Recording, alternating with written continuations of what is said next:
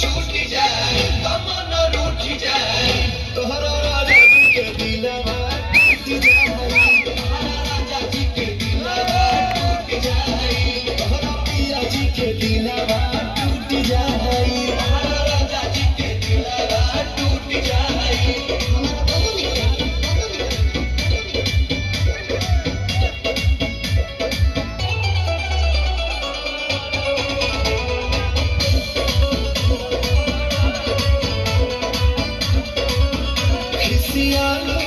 सियालू कहे गरम आलू तो फेंक देलू आलू कहे चालू तो बोला चालू कहे हमसे भाई बटे भाभी धोखा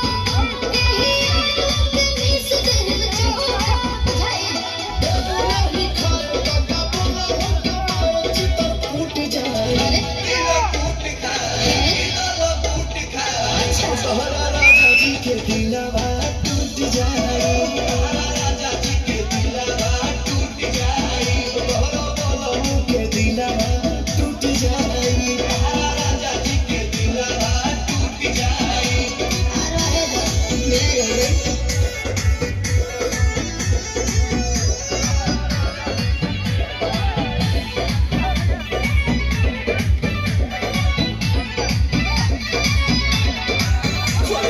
छोड़